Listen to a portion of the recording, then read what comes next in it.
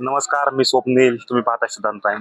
आता अवसरी खुर्दमध्ये आलो आहोत. या ठिकाणी ग्रामस्थ आहेत, महिला आहेत. या ठिकाणी आता जिल्हा परिषदेची निवडणुकीची रणधुमाळी सुरू आहे. अवघे काही दिवस बाकी आहेत. काय सांगाल आता?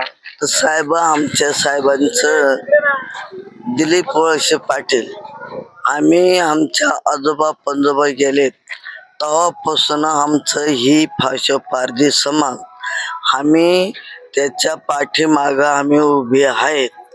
त्याचा आम्ही कोणाला आम्ही चुकून मतदान आम्ही करणार नाही. दिलीप वळसे पाटील जे उमेदवार आहेत त्यांच्या पाठीमागे उभे राहणार का? उभे आहे ना आम्ही आजपर्यंत बी आहे ना उभे.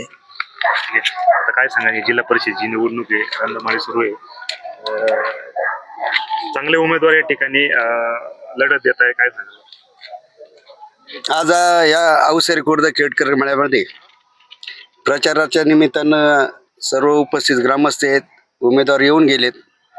निवडणुकीच्या संदर्भात सांगायचं म्हटलं तर वळसे पाटलांनी गेली 35 वर्षे या तालुक्याचा कायापालट केला आणि त्या माध्यमातून त्यांनी जे दिलेले 2 उमेदवार आहेत, जिल्हा परिषदसाठी विष्णुकाका हिंगे आणि पंचायत समिती गणासाठी निलेश टेमकर यांना उमेदवारी दिली.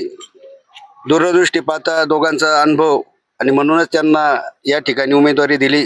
आम्ही सर्व ग्रामस्थ एकमुखाने, एक दिलाने आणि एक मताने सर्वच साहेबांच्या पाठीमागे उभे आहेत आणि निश्चितच त्यांना बहुमताने निवडून आणू. दिलीप वळसे पाटलांनी जेवढे उमेदवार दिले तेवढे चांगले विकास करतील असं वाटतं का?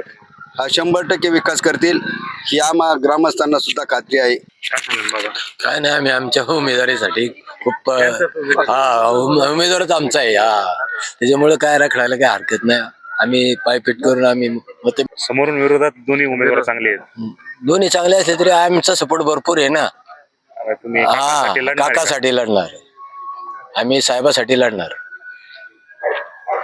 तर एकंदरीतच या ठिकाणी ग्रामस्थ होते.